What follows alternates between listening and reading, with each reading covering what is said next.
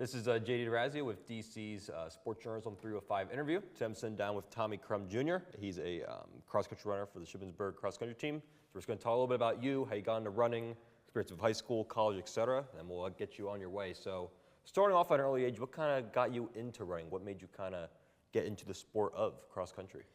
Yeah, so I remember in like middle school, and my mom was naming all the sports we could do. She was like football, baseball, here's soccer. And I was like, no, I'm too small to do any of those, like all that. And then she goes, cross country. I'm like, oh, what's that? She's like, yo, you just run around for fun. I'm like, yeah, sign me up. That sounds like a lot of fun. But it was not a lot of fun. So was there anything about just you thought running around was more fun as opposed to like playing sport football? Was there anything else that kind of stuck out, or was it just, hey, I just like to run, I get to run around for fun, and that's all there is to it? I mean, as a kid, I was always doing something. Like I knew I was going to do something in middle school, something in high school. And in middle school, I was like 80 pounds, like maybe. So like I was way too little to do football, you know, and too little to do most things. So it wasn't like a last resort. It was just like a, you know, I've never done this before, so you know, I might as well try it now. Like I did football as a youth. I did like every sport as a youth, but just didn't grow after. So it was like. Were you always super competitive as a kid as well in terms of sports, despite maybe being not the tallest, the fastest? Did you still have like a really competitive drive? Did that go into wanting to do cross country at all? Oh yeah, dude. It was like anytime, any sport, anything, any video game. Like it's like I'm competitive with it. So. I love it. I love it. So obviously you got into cross country middle school. Did you have any other experience of a competitive running, or just maybe just local 5Ks, 10Ks, etc., anything like that you did prior to like really diving in head deep in middle school and high school of cross country? So not really. I had, my family would do this local 5K in Harrisburg. It was called the Run for Rachel. It was for a good cause. Oh, nice. So it was nice. But that's the only experience that I really had.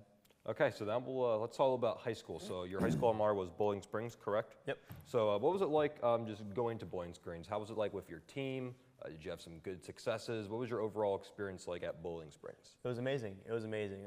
My freshman year, I remember just being on the team. It was a great environment. We had an amazing upperclassmen. They were very supportive, very funny, and just everything you could want. They were very involved with the school too, so it was great. And then just moving up through the years, it was a lot of fun every year. You know, I can't remember a bad year there. So it was a lot of fun in Bowling Springs. I mean, they're a small school, right. So everyone knows everyone and all that type of stuff. So, what was the training like in high school with like your coach's philosophy? Like, how was your training like in high school? Like, take us through what a typical week looked like. Was it same each year? Did it change as you were a freshman to a senior? Mm-hmm. Take us through that process a little bit. Yeah. So freshman year, it was freshman year. So I was, you know, I was he had us do a lot of like 45-minute runs. So it'd be like Monday, Wednesday, Friday might be like a 45-minute run. Then Tuesday, Thursday is a workout day. Mm-hmm. And then the weekend is like run on your own type of thing. So group of my boys, we would go to the Appalachian Trail and then just walk and mess around for like 30 minutes. And then it's like, oh, dude, we're at 40. We had to sprint back. So, but that was freshman year. That was a lot of tomfoolery and just playing around. Sophomore year was a little different. I mean, it was a little bit the same, you know, of course, but we had a different coach. He coached at Northern. He coached Marley Starlipper. She runs for NC State now, and she's very good. But he was a very good coach. He would run with us, so he had definitely more of a plan, you know, not just go run like this for 45 minutes. But I don't remember that too much that year because that was like the COVID period, and it was just a blur, really. Mm-hmm. And then junior and senior year, I had an older guy. He was more of a low mileage type of guy. So we did a lot of like just not a lot of long runs and just focused and training days. So you had a total of 3 coaches, correct, during your high school years. So was that hard on you, or just with like kind of just how cross country is, where you're like, I'm just going to keep doing my thing? Was it hard on you going through 3 different coaches, or was it a pretty smooth transition from coach to coach? Yeah, so I was like young. I was still in freshman and sophomore year. I was like, oh, you're just a new coach, you know. So I didn't really think too much of it. And then the junior year was like, oh, new coach, you know. And then senior year it was like, oh, I got the same coach. So it was like a sigh of relief senior year, but I never really thought too much about it. Didn't worry about it too much. So let's talk about how you had your time at Bowling Springs, had some good finishes. So what was the process like of being a Bowling Springs high school graduate to transitioning to becoming Shippensburg? What was the recruitment process like? How did you end up becoming a Shippensburg Raider? Yeah, so my coach, he knew a lot of people because he's an older guy, so you know he ran for with a lot of people over his time, and he's like recommending these colleges that have good programs, and I really only toured I think I toured Bloomsburg and I toured Shippensburg, and that was really it. So, but he said Shippensburg, they're an amazing program. Steve Spence, amazing coach. He ran 2:11 in the marathon, so it's like, you know, that's fast. That's fast. But yeah, I went on a visit here, fell in love with the team, and just I never really considered anywhere else really. So yeah, I didn't say you toured Bloomsburg, but you said you kind of hung out with the team, and it was pretty much a done deal. Wasn't really a super difficult decision or anything like that for you at all. I mean, Bloomsburg, I didn't. It wasn't an official visit. I just toured campus, so I didn't get to meet the team at all. But I was here, and Hayden Hunt, I don't know if you recognize the name or not, but he took me on my visit, and he's a very, very awesome guy, and just fell in love with this place. Yeah. I love it. Did Coach Spence specifically have like any role like before you were committed, reaching out to you, or was it mainly just the whole team just kind of bring you in even before you were part of the team? Did he have any part of your recruitment process? Oh yeah, I mean we obviously talked a lot, and we're talking, oh, here's the times that you'll have to hit to get here and stuff like this, and then I would usually email him after every race. Did you feel pressured at all, or did you think that his goals were super obtainable? Did you feel like any added pressure when he said you have to hit such and such to be a Raider cross-country or cross-country runner? So I mean, not really. His times, I think I hit them senior year, so it was very. I hit the cross-country time senior year. It was very not stressful, and then I think I had the mile time junior year, so I was kind of set on that, and I was like, all right, well at least I know that I don't have to worry about going here, you know. Yeah, 100%. So now you're here. You're running for Shippensburg cross-country team. So when you were first joining the team, what were some biggest challenges in adjusting from running at Bowling Springs to running to Shippensburg? So I'm sure that was a pretty drastic change, I'd have to imagine. Yeah, so Shippensburg, in that summer training plan right after senior year, it came out, and high school I'm doing like 25, 30 miles a week, and then my first week it was like 40 probably, and that's like the easy week, and I'm like, whoo, you know, that's a lot. But unfortunately, yeah, I got injured like a month into the training maybe. It was going well. I mean, I was being a little stupid about it because I thought I had to like fit in because obviously they're all fast, you know, and I'm like, oh, they run fast. So I took my easy runs a little faster than I should have, and that probably didn't help it either. But do you mind taking us into that injury a little bit? What exactly happened?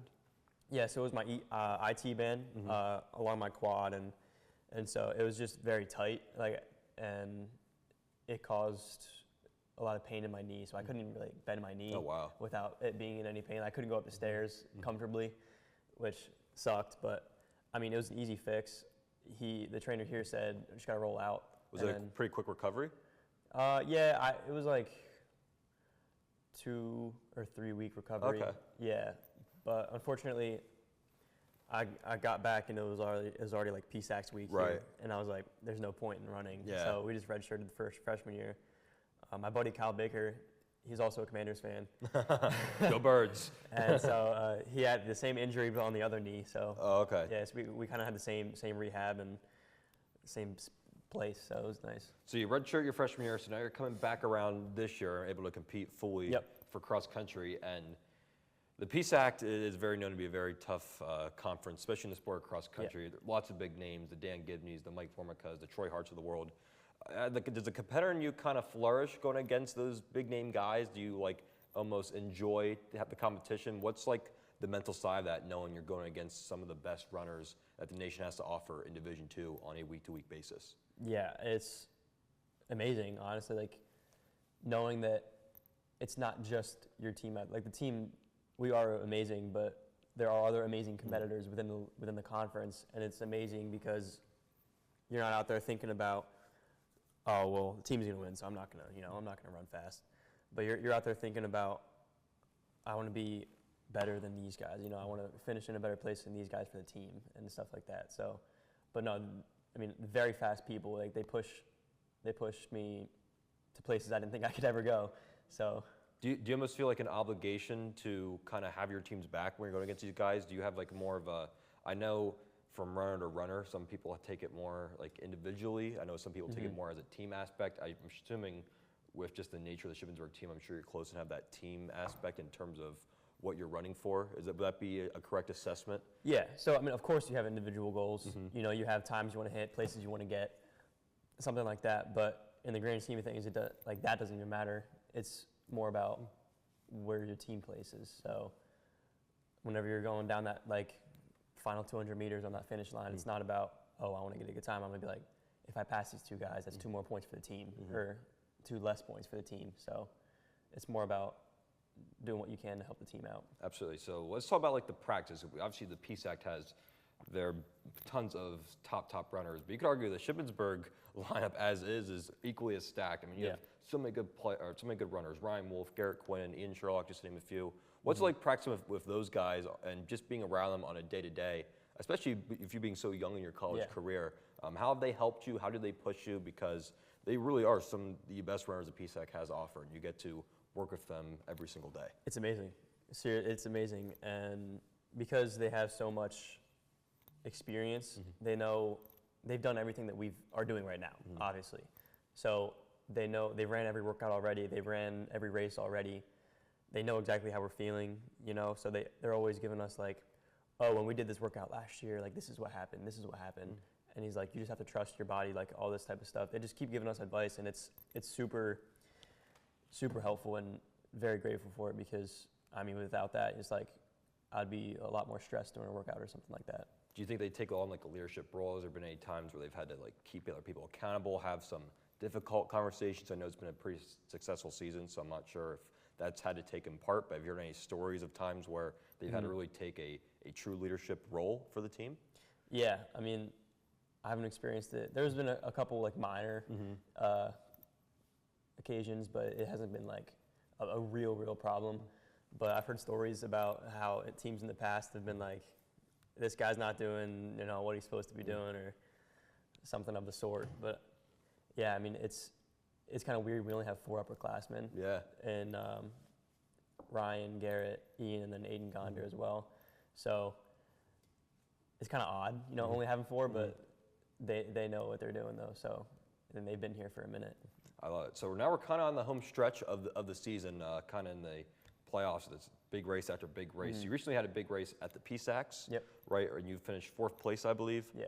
25:37. So that was probably up to date the biggest race of your career at this point. So take us through what you were thinking when you were on that starting line, waiting for the gun to fire on the PSAC stage. Were the nerves feeling strong? Did you feel confident? Like, take us through your mindset when you're on that starting line at the PSACs, and on top of that, how you felt as the race was going on. Yeah. So as soon as you step off the bus, when you get there the day before, it's like, dang, I'm here, So the nerves are definitely felt even 2-3 days in advance.